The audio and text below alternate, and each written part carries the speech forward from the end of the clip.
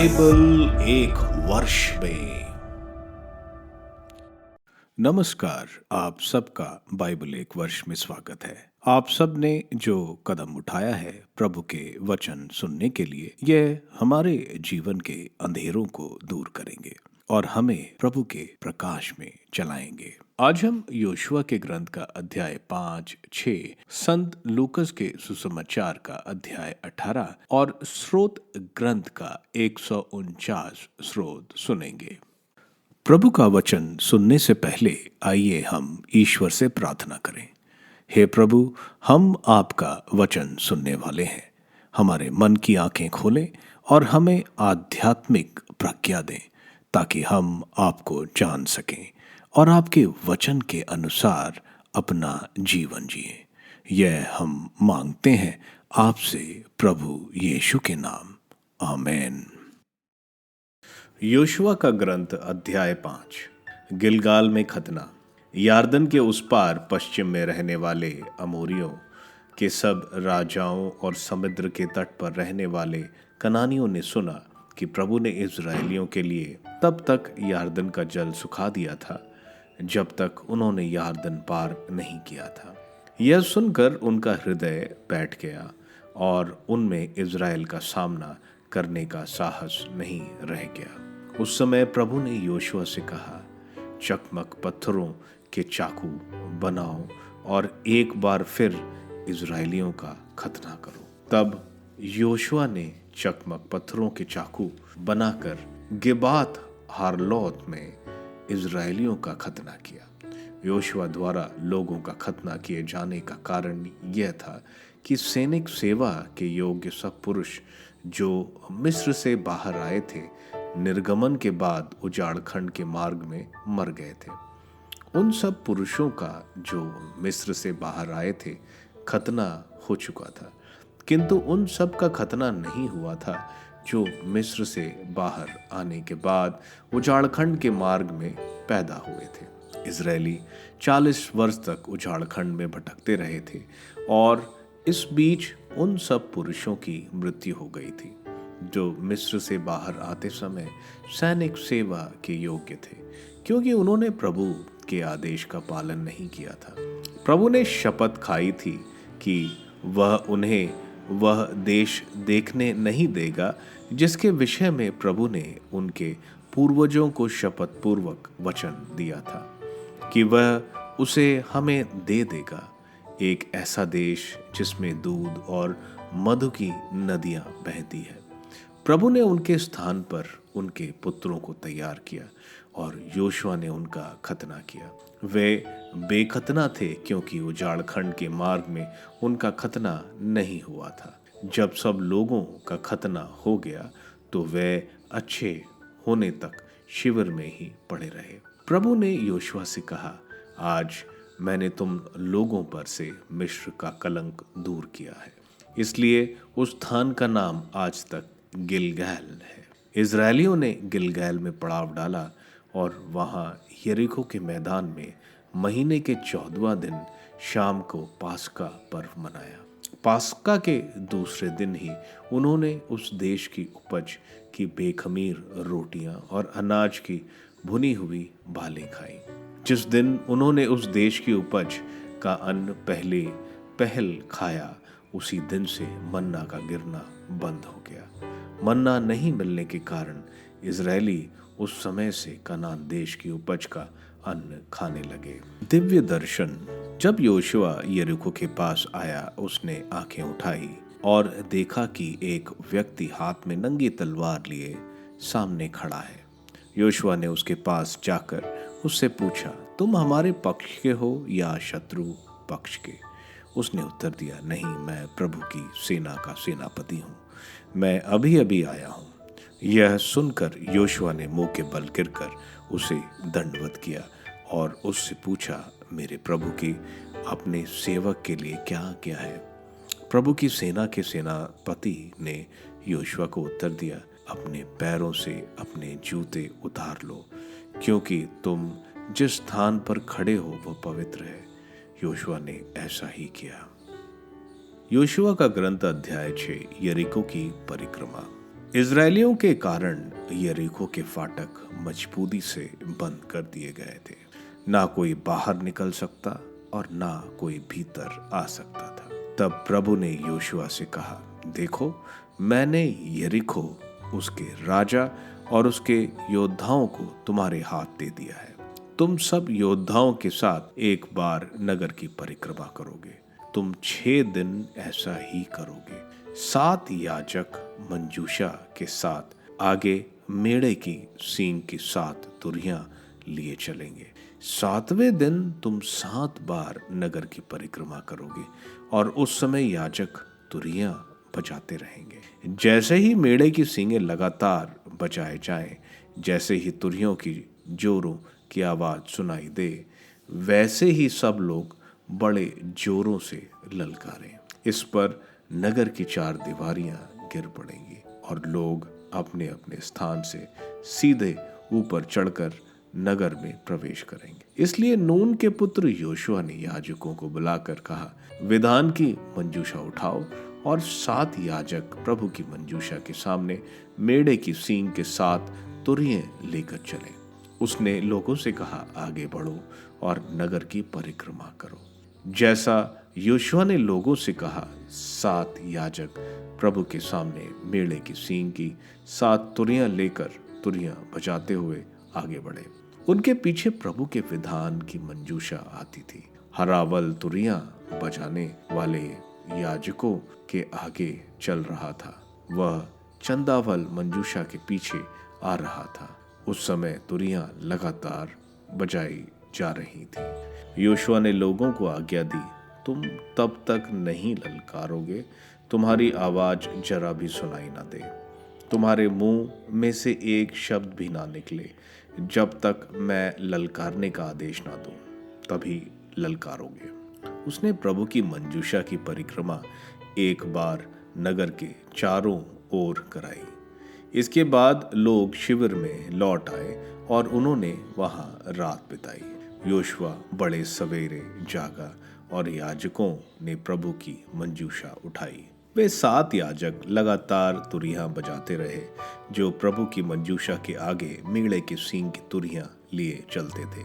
हरावल उनके आगे चलता था और चंदावल मंजूषा के पीछे आता था। उस समय तुरहियां लगातार बजाई जा रही थीं। इस प्रकार उन्होंने दूसरे दिन फिर एक बार नगर की परिक्रमा की। इसके बाद वे शिविर में लौट आए। उन्होंने 6 दिन तक ऐसा ही किया। नगर पर अधिकार। वे 7वें दिन पौ फटते ही जागे और उन्होंने जैसा अब तक किया था वैसे ही 7 बार नगर की परिक्रमा की। किंतु उन्होंने उसी दिन 7 बार नगर की परिक्रमा की। जब याजकों ने 7वीं बार तुरही बजाई तो योशुआ ने लोगों से कहा, ललकारो, प्रभु ने तुमको यह नगर दे दिया है। प्रभु के नाम पर यह नगर और जो कुछ इसमें है सब नष्ट कर दिया जाए। केवल वैश्या राहाब और उसके साथ के वे सब जो उसके घर में हैं इसलिए जीवित छोड़ दिए जाएं कि उसने हमारे द्वारा भेजे हुए गुप्तचरों को छुपा रखा था। जिन चीजों का नाश करना है उनमें तुम कुछ नहीं लोगे। कहीं ऐसा ना हो कि यह करने पर तुम इज़राइल के शिविर को विनाश और विपत्ति का शिकार बनाओ। चांदी, सोना तथा कांसे और लोहे के सब सामान प्रभु को अर्पित है, उन्हें प्रभु के भंडार में रख दिया जाएगा। तब लोगों ने ललकारा और तुरहियां बजाए जाने लगी। जैसे ही लोगों ने तुरहियां की आवाज सुनी वे जोर से ललकारने लगे और दीवार गिर पड़ी। इस पर लोग जहां जहां थे वहां से सीधे आगे बढ़कर नगर के अंदर घुस गए। इस प्रकार उन्होंने नगर पर विजय पाई। उन्होंने प्रभु के नाम पर नगर के सब प्राणियों को, पुरुषों, स्त्रियों, बूढ़े, गाय, बैलों, भेड़ों, गधे को तलवार की घाट उतारा। राहाब का परिवार। योशुआ ने देश के भेद लेने वाले उन दोनों पुरुषों को आज्ञा दी, वेश्या के घर जाओ और जैसा तुमने उसे शपथपूर्ण वचन दिया है वहां से उस स्त्री और उसके सब स्वजनों को बाहर ले आओ। इस पर वह गुप्तचर जाकर राहाब, उसके माता पिता, उसके भाइयों और उसके स्वजनों को बाहर ले आए। वे उसके सब संबंधियों को ले आए। उन्होंने उनको इज़राइल के शिविर से बाहर रहने को स्थान दिया। नगर और जो कुछ उसमें था वह सब जला दिया गया। केवल चांदी, सोना तथा कांसे और लोहे के सामान प्रभु के भंडार में रख दिए गए। योशुआ ने वेश्या राहाब, उसके पिता के परिवार और उसके सब संबंधियों को जीवित छोड़ दिया। वे आज भी इज़राइल में निवास करते हैं, क्योंकि राहाब ने योशुआ द्वारा भेजे हुए यरीको का भेद देने वाले गुप्तचरों को छिपा रखा था। उस समय योशुआ ने ये शपथ खाई। उसने कहा, जो इस यरीको नगर का पुनर्निर्माण करने का साहस करेगा वह प्रभु की दृष्टि में अभिशप्त होगा। वह अपने पहलौठे के जीवन की कीमत पर उसकी नींव डालेगा और अपने कनिष्ठ पुत्र के जीवन की कीमत पर उसमें फाटक लगाएगा। प्रभु योशुआ के साथ था, उसकी कीर्ति देश भर में फैलती गई। संत लूकस का अध्याय 18। न्यायकर्ता और विधवा का दृष्टांत। नित्य प्रार्थना करनी चाहिए और कभी हिम्मत नहीं हारनी चाहिए।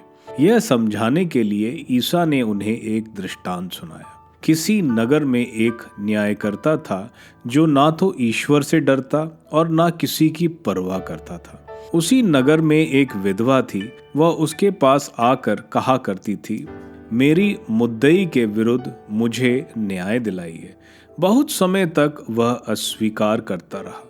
बाद में उसने मन ही मन यह कहा, मैं ना तो ईश्वर से डरता और ना किसी की परवाह करता हूँ, किंतु वह विधवा मुझे तंग करती है, इसलिए मैं उसके लिए न्याय की व्यवस्था करूंगा, जिससे वह बार बार आकर मेरी नाक में दम ना करती रहे।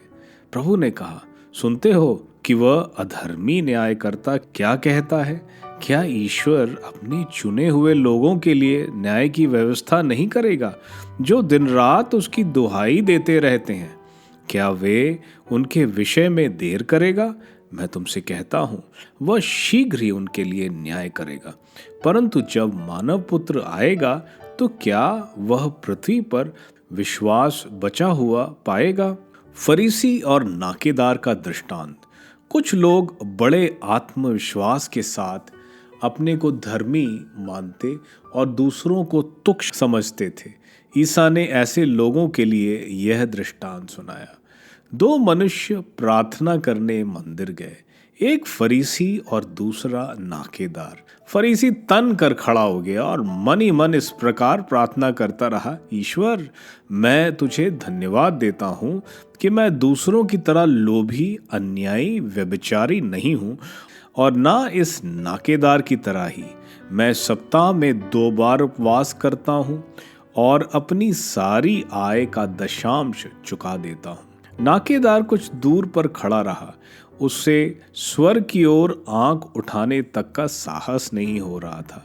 वह अपनी छाती पीट पीट कर यह कह रहा था, ईश्वर, मुझ पापी पर दया कर। मैं तुमसे कहता हूँ, वह नहीं बल्कि यही पाप मुक्त होकर अपने घर गया। क्योंकि जो अपने को बड़ा मानता है वह छोटा बनाया जाएगा, परंतु जो अपने को छोटा मानता है वह बड़ा बनाया जाएगा। बच्चों को आशीर्वाद। लोग ईसा के पास बच्चों को भी लाते थे, जिससे वे उन पर हाथ रखते। शिष्य देखकर लोगों को डांटते थे, किंतु ईसा ने बच्चों को अपने पास बुलाया और कहा, बच्चों को मेरे पास आने दो, उन्हें मत रोको, क्योंकि ईश्वर का राज्य उन जैसे लोगों का है। मैं तुमसे ये कहता हूँ, जो छोटे बालक की तरह ईश्वर का राज्य ग्रहण नहीं करता, वह उसमें प्रवेश नहीं करेगा। धनी युवक।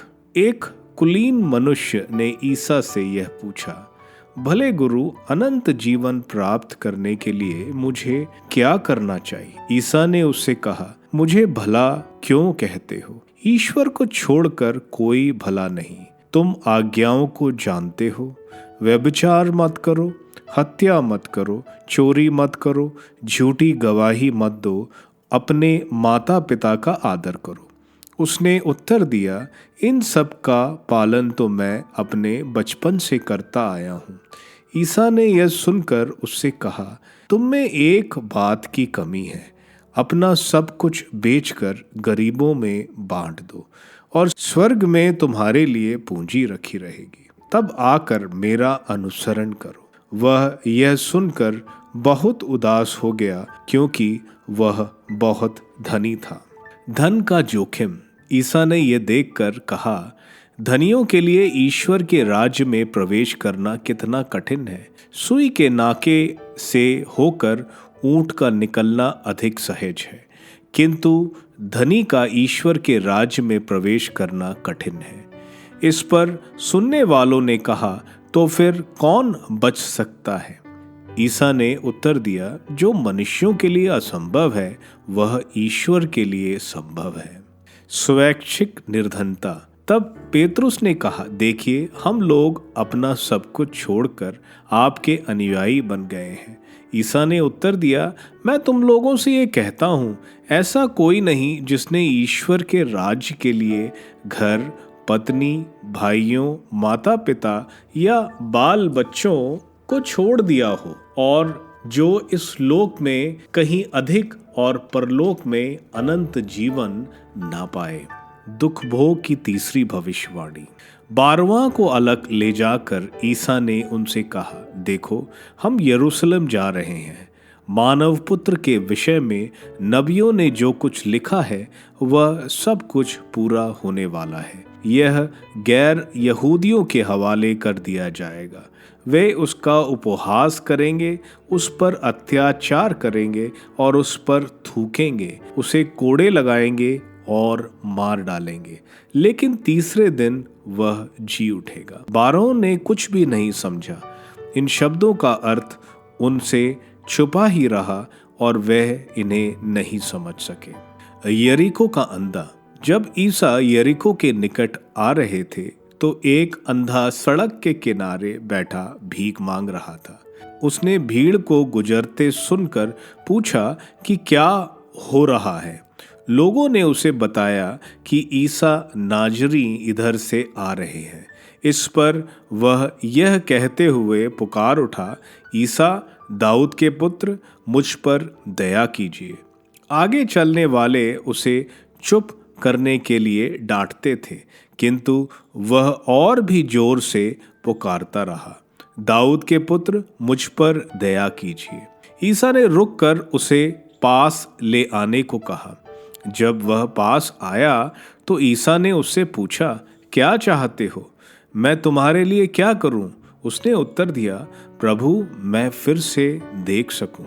ईसा ने उससे कहा, जाओ, तुम्हारे विश्वास ने तुम्हारा उद्धार किया है।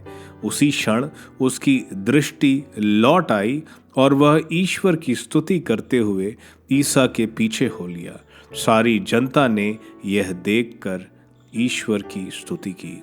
स्रोत ग्रंथ स्रोत 149 विजय गीत।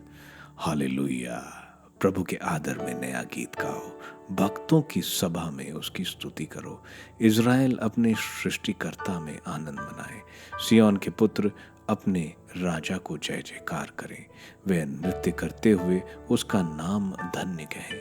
इफली और सितार बजाते हुए प्रभु का भजन गाएं, क्योंकि प्रभु अपनी प्रजा को प्यार करता और पद दलितों का उद्धार करता है। प्रभु के भक्त विजय के गीत सुनाए और अपने शिविर में आनंद मनाए। उनका कंठ ईश्वर का गुणगान करे। उनके हाथ में दुधारी तलवार हो, जिससे वे अन्य जातियों से बदला चुकाएं, राष्ट्रों को दंडित करें, उनके राजाओं को बेड़ियां पहना दें, उनके नेताओं को लोहे की श्रृंखलाओं से बांध दें और उनके विरुद्ध दिया हुआ दंड पूरा करें। इसमें सभी भक्तों का गौरव है। हालेलुया।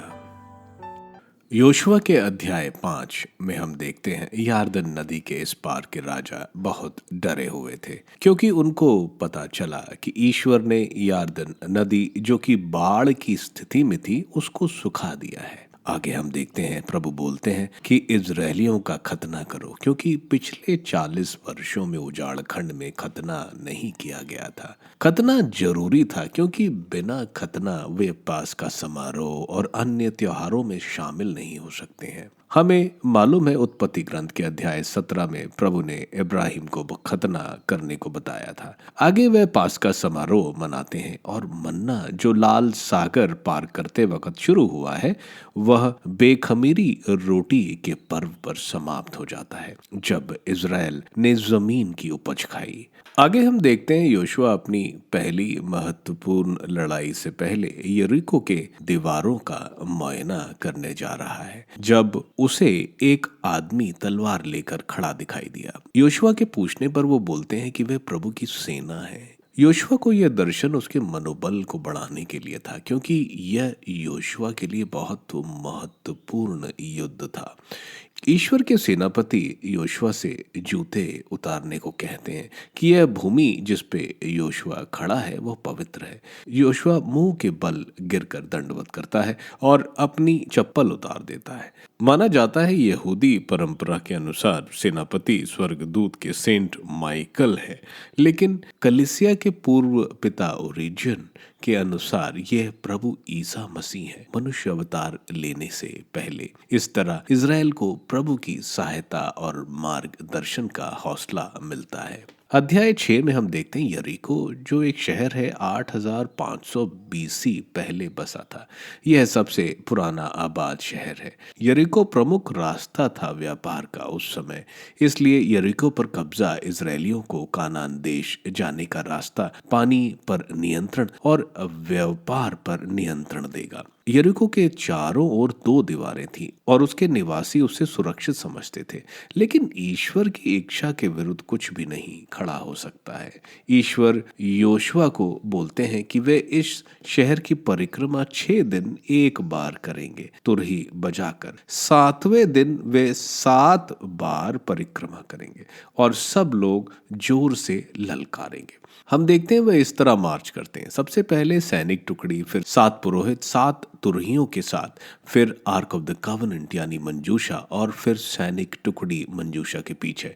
इसके बाद वे जोर से ललकारते हैं और यरीको की दीवार गिरती है बाहर की तरफ। इससे उनको कोई मुश्किल नहीं हुई, क्योंकि आसानी से वह शहर पर चढ़ सके और सबको मौत के घाट उतार दिया। सिर्फ सोना, चांदी, तांबा और लोहा ही लिया, जिसको प्रभु की तिजोरी में रखा गया। राहाब जो वेश्या थी वो अपने परिवार के साथ बचाई जाती है। पूरे यरीको को आग लगा दी जाती है। आगे योशुआ बोलता है, जो भी इस शहर को बनाएगा तो उसकी नींव रखते वक्त उसका बड़ा बेटा मारा जाएगा, और जब उसका फाटक लगाया जाएगा तो उसका छोटा बेटा मारा जाएगा। यह होते हुए हम देखते हैं राजाओं के पहले ग्रंथ अध्याय 16 के वचन 34 में देखते हैं। यह अध्याय हमें दिखाता है कि हमारे जीवन की बड़ी से बड़ी परेशानियों की दीवार प्रभु पर विश्वास और उनके आज्ञाओं और इच्छा के प्रति आज्ञाकारी होने पर ये दीवार जरूर गिरेंगी और हम विजय प्राप्त करेंगे। संत लूकस के सुसमाचार के अध्याय 18 में हम देखते हैं प्रभु यहाँ एक दृष्टांत बता रहे हैं कि हमें नित्य प्रार्थना करनी चाहिए, हिम्मत नहीं हारनी चाहिए। हम देखते हैं वह विधवा एक न्यायकर्ता को अपनी प्रार्थना कर रही है, जो तंग आकर उसको न्याय देता है। लेकिन हम अपनी प्रार्थना करुणामय दयालु ईश्वर से करते हैं, वे जरूर हमारी प्रार्थना सुनेंगे। इसलिए धीरज के साथ हमें प्रार्थना करते रहना चाहिए। विश्वास और प्रार्थना एक सिक्के के 2 हिस्से हैं। अगर प्रभु पर विश्वास है तो हम प्रार्थना जरूर करेंगे। प्रभु यही बात भूल रहे हैं। जब वे न्याय करने दोबारा आएंगे तो क्या ये विश्वास और प्रार्थना पाएंगे? आगे हम देखते हैं एक फरीसी जो अपने आप को धर्मी मानते हैं और बाकियों को छोटा समझते थे, उसका दृष्टांत सुनाते हैं। हम देखते हैं फरीसी ईश्वर से पाप क्षमा नहीं, ईश्वर के सामने घमंड के साथ अपने अच्छे कार्य प्रभु को गिनवा रहा है और नाकेदार को गलत ठहरा रहा है। वह अपने पापों की तरफ अंधा रहा, इसलिए उसके पाप माफ नहीं किए गए। वहीं नाकेदार अपने आप को ईश्वर की शरण में डाल देता है। ईश्वर के न्याय और कृपा पर और विनय पूर्ण अपने पापों को स्वीकारता है और ईश्वर नाकेदार के पाप क्षमा करते हैं। आगे हम देखते हैं शिष्य प्रभु को बच्चों को लाने से मना करते हैं। पुरानी परंपरा थी यहूदी रबाए से बच्चों को आशीर्वाद दिलाने की ताकि उनका भविष्य अच्छा रहे। प्रभु बच्चों को अपने पास बुलाते हैं। प्रभु के शिष्यों को बच्चों जैसा विश्वास होना चाहिए। जैसे बच्चा अपनी जरूरतों के लिए आश्रित रहता है अपने माता पिता से, उसी तरह हमें प्रभु पर हर चीज के लिए आश्रित रहना चाहिए। संत थेरेस लिसिक्स्की अपने लेख में लिखती हैं कि वो समझ गई थी कि उनको हमेशा छोटा रहना होगा ताकि प्रभु उन्हें अपने हाथों में उठाकर स्वर्ग में ले जाएं, ताकि उनको स्वर्ग की पूर्णता या परफेक्शन वाली सीढ़ी न चढ़नी पड़े। इस तरह की आत्मिक बाल्यावस्था बनाए रखना एक क्रिस्तीय पवित्रता को बना के रखने का एक अच्छा तरीका है। हर चीज के लिए प्रभु पर निर्भर रहना, हर काम प्रेम से करना, दूसरों की प्रशंसा के लिए नहीं बल्कि ईश्वर के प्रेम के लिए। आगे हम देखते हैं एक धनी व्यक्ति प्रभु को भला गुरु बुलाता है। प्रभु उसको बोलते हैं मनुष्य में कोई भला नहीं होता, सिर्फ ईश्वर भले हैं। प्रभु यह सवाल इसलिए भी पूछ रहे हैं क्योंकि वो समझ नहीं पाया कि प्रभु ईश्वर हैं, क्योंकि वे बिना पाप के हैं। प्रभु उसको 5 आज्ञाएं बताते हैं। वो बोलता है कि ये तो सारे पालन करता है। तब उसको प्रभु उसकी एक कमी बताते हैं कि अपने धन को गरीबों में बांट दो, जो वो नहीं करता। उसने अपने धन को अपना ईश्वर बना रखा था, उसे वह इतना प्यार करता था। प्रभु यहाँ बोलते हैं कि धनी को स्वर्ग राज में पहुंचना मानो एक ऊंट को सुई की आंख से निकलने के बराबर है। इसलिए धनी अपने धन पर निर्भर रहता है और सोचता है कि वह अपने धन से घर परिस्थिति का निवारण कर लेगा, लेकिन ईश्वर पर आश्रित नहीं रहता। आगे पूछे जाने पर कि कौन बचाए जाएंगे, प्रभु कहते हैं कि मनुष्य के लिए संभव नहीं, ईश्वर के लिए सब संभव है। पिता ईश्वर ने मुक्ति प्रभु यीशु के द्वारा हमें दिया है। आगे हम देखेंगे कैसे धनी ज़क्केयुस कैसे मुक्ति प्राप्त करता है। आगे संत पेतरुस ये समझकर कि जो उस धनी पुरुष ने नहीं छोड़ा वे इन शिष्यों ने छोड़ा है, जानना चाहते हैं उन्हें क्या मिलेगा। प्रभु उनको बताते हैं कि इस युग में भी पाएंगे और आने वाले युग में, यानी अनंत जीवन जो इस धनी ने छोड़ दिया था। आगे हम देखते हैं प्रभु अपने शिष्यों को बताते हैं कि यरूशलेम में उनको दुख भोग सहना पड़ेगा, जैसे नबियों ने लिखा है ईसाइया के ग्रंथ अध्याय 53 में। प्रभु का दुख भोग यह बात शिष्य नहीं समझ पाए, लेकिन बाद में पुनरुत्थान के बाद वे सारी बातें समझते हैं। आगे हम देखते हैं प्रभु यारदन घाटी में यरीको पहुंचे। अब यरीको से उनको पश्चिम की तरफ जाना था। यरीको में प्रभु को एक अंधा मिलता है जो यह जानने पर कि प्रभु उस रास्ते से गुजर रहे हैं जोर जोर से चिल्लाता है, ईसा दाऊद के पुत्र मुझ पर दया कीजिए। दाऊद के पुत्र एक राजकीय उपाधि है जो मसीहा को संबोधित करती है। इस अंधे को यह मालूम था कि प्रभु ही मसीह हैं और जो भीड़ साथ में चल रही है उनको नहीं मालूम था। ये इसलिए भी था क्योंकि ये अंधा यरीको के फाटक पर बैठता था और हर आने जाने वाला फाटक से होकर गुजरता है। प्रभु की ख्याति इतनी बढ़ गई थी कि उनकी चर्चा हर आने जाने वाला करता था, जो वह सुनता रहता था। प्रभु के पूछे जाने पर वो कहता है, मुझे फिर से देखने दो। प्रभु बोलते हैं, तुम्हारे विश्वास ने तुम्हारा उद्धार किया। वह उसी वक्त अपनी आंख की रोशनी प्राप्त करता है और ईश्वर की प्रशंसा करते चला जाता है। स्रोत ग्रंथ का स्रोत 149 एक प्रशंसा का स्रोत है। इसके साथ साथ ये स्रोत आराधना और युद्ध भी दर्शाता है।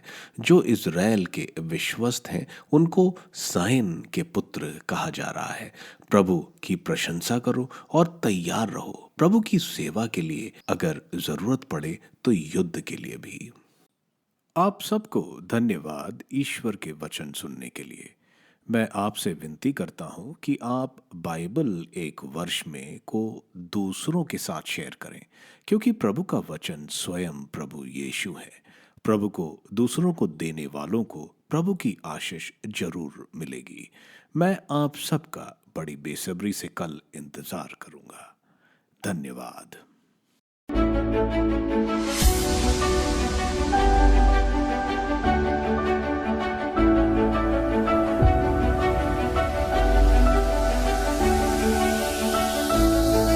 बाइबल एक वर्ष में।